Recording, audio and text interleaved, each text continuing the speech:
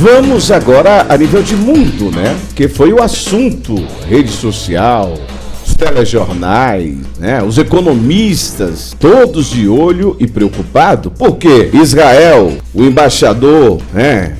Diz que Lula é persona non grata até se retratar por fala sobre Hitler. Aspas aí para fala.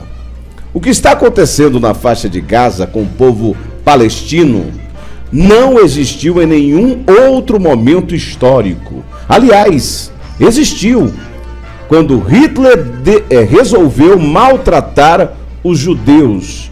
Quem disse isso? O presidente Lula, durante entrevista coletiva que encerrou a sua viagem na Europa, né? O ministro das Relações Exteriores israelense disse que o presidente Lula será considerado uma persona non grata no país até que haja uma retratação das declarações dele relacionando o ditador nazista Adolf Hitler e a guerra na faixa de Gaza. Não esqueceremos e não perdoaremos.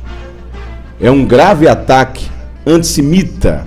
Em meu nome, em nome dos cidadãos de Israel, informe ao presidente Lula que ele é persona non grata em Israel até que ele se retrate. Vou começar com o professor, né?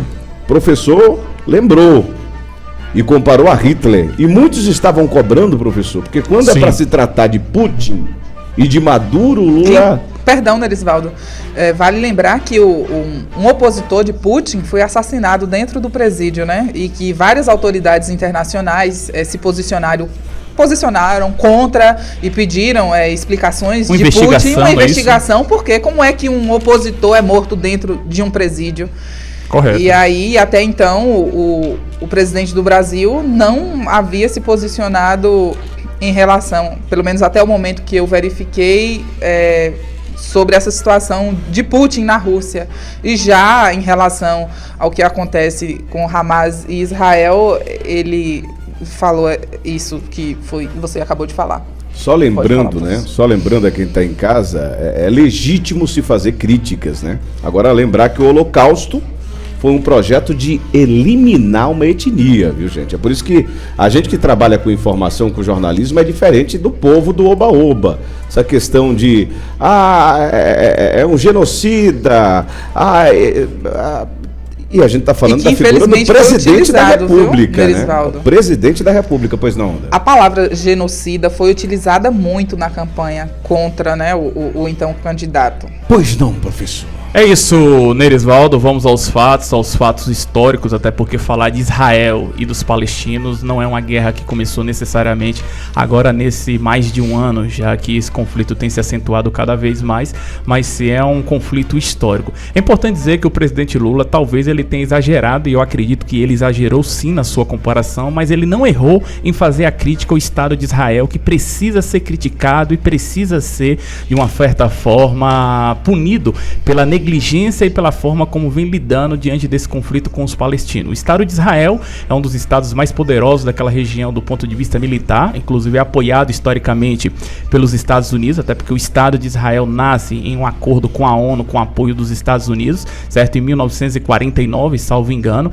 certo? Mas o Estado de Israel tem utilizado do argumento que é para acabar com o grupo terrorista, mas até mesmo dentro da guerra existe uma legislação a ser cumprida, existe um rito do processo legal, e é o que Israel não tem feito, principalmente quando ataca escolas, hospitais, com esse argumento que é para exterminar os terroristas. E sabemos muito bem que quem está sendo exterminado na faixa de Gaza é sobretudo os palestinos. E do outro lado, muitos poderiam estar se questionando, mas o Hamas não utiliza da mesma metodologia? Sim, utiliza, mas é importante dizer que quem tem por obrigação constitucional seguir o Estado Democrático de Direito é Israel e não necessariamente o Hamas, porque o Hamas é uma organização criminosa e terrorista, ou seja, Israel tem exagerado na maneira como vem lidando com essa guerra, e quem tem sofrido são os palestinos. E é importante que a ONU e vários outros órgãos internacionais comece a se manifestar diante dessa chacina que vem acontecendo lá na faixa de Gaza. E o presidente Lula, como eu disse, talvez tenha errado, e eu acredito que ele errou na comparação,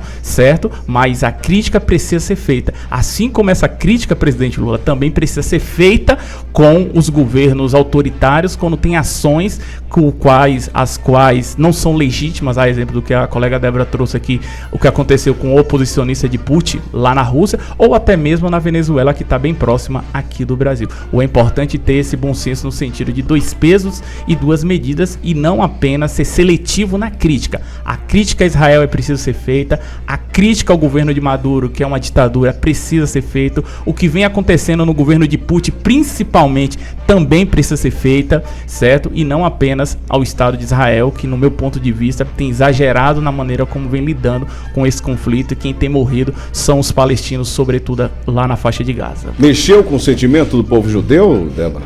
Com certeza, né? Você desrespeitar algo que infelizmente aconteceu, mas a fala do colega aqui, ele trouxe basicamente o que eu ia falar.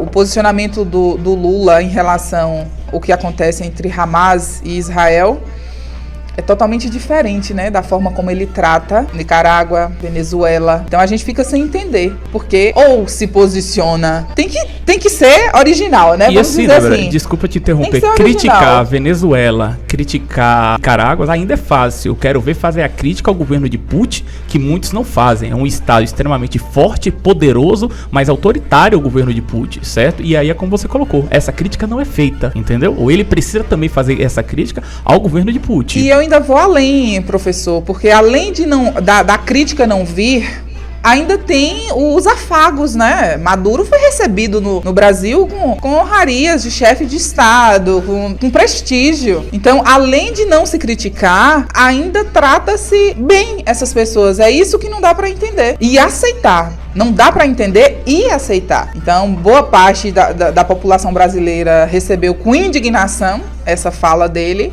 A gente lembra que naquele desastre em Brumadinho, Israel mandou ajuda, né? Eles têm um estudo lá avançado de como tratar a água para atender as vítimas de Brumadinho. Então, o Brasil tem, né, essa relação com Israel, até porque é um país muito avançado em pesquisas também. Ou pelo menos tinha até o exato momento. Justamente, né? E como agora não é uma pessoa... A relação ficou meio estranha nesse sentido. Até que se haja, né, essa retratação, mas até que o embaixador, o porta-voz do Brasil em Israel já disse que o presidente já se manifestou e disse que não vai se retratar necessariamente. Eita. Já tem o posicionamento do porta-voz do governo. Acho igual o Bolt, né? Acho aí. Aí agora resta saber como é que vai ficar essa relação, né? Eu vi aqui uma notificação falando que havia uma reunião com o embaixador no Brasil, Celso Amorim, salvo engano. E que pelas falas dele também... É isso, é como eu coloquei inicialmente nos meus comentários. Talvez ele tenha exagerado na comparação, mas a ONU, as organizações internacionais precisam de uma certa forma questionar Israel, as suas metodologias de guerra diante dessa situação. Resumindo, era se manter no texto, né? Correto. O texto estava falando tudo, só que ele foi pro improviso e aí... Isso, foi pro improviso. Não é bom de improviso. Foi pro improviso e deu eu acho que qualquer né? pessoa que sai do script corre esse risco, certo? Eu acho que o ex-presidente também especialista nisso, sim, correto? E todos vão sair do script, sempre que saem do script. O script é o que é pautado ali, o que é planejado, o texto que é dado pela assessoria de imprensa ali. Não adianta você botar a culpa na assessoria, isso, porque essa galera é teimosa. É isso, né? Tudo teimoso. E sempre que sai do script corre esse risco do deslize. Mas é importante lembrar que eu acho que mais grave ainda do que a fala do presidente Lula nesse sentido, desse deslize aí, é o que Israel vem fazendo e a mídia ocidental tem passado pano com medo de fazer esse enfrentamento ao Estado de Israel, que o Estado de Israel tem que entender que a guerra tem um limite, e o limite é o Estado democrático de direito, porque quem é o Estado democrático é Israel e não Hamas. Eu não posso cobrar isso de uma organização criminosa e terrorista que é o Hamas, que busca fazer a resistência, utilizar suas palavras, Débora, na trincheira contra Israel, porque é importante lembrar que ao longo da história Israel sempre levou vantagem diante dos palestinos, porque tudo isso é para não reconhecer o Estado da Palestina que está ali lutando pelo direito digno, que é daquele pedaço de terra que é consagrado, é um pedaço de terra sagrado para as 3 principais religiões aí do mundo. Agora, eu acho que uma das dificuldades agora do Lula 3 é porque hoje tem-se as redes sociais, né? E que antigamente... E que muitos vão passar por isso. Isso. Prefeitos aí, candidatos, pré-candidatos, se preparem, viu? O ex-presidente Bolsonaro passou por isso. Se preparem. Não, e eu tô falando porque, isso assim, é bom. Antes, nos outros mandatos, ele não tinha essa pressão das mídias sociais. Correto. Ao tempo que ele tá falando isso lá, já chegou aqui pra gente, as pessoas já estão analisando, condenando, como a fala da moça. Teve também a questão dos ajudantes, né, que foi bastante preconceituosa, falando que quando vai conhecer uma moça, você não tem uma profissão de ajudante, ou seja, desmerecendo a profissão de ajudante. Então, a cada fala dele vai servindo para... É por isso que a popularidade mudou, né? tá E às vezes a pessoa não percebe ainda, é teimoso. E a gente tem gente em casa nos ouvindo, e a gente aqui às vezes comete esses equívocos. Porque o mundo mudou, né? A gente precisa estar preparado para isso. Sim.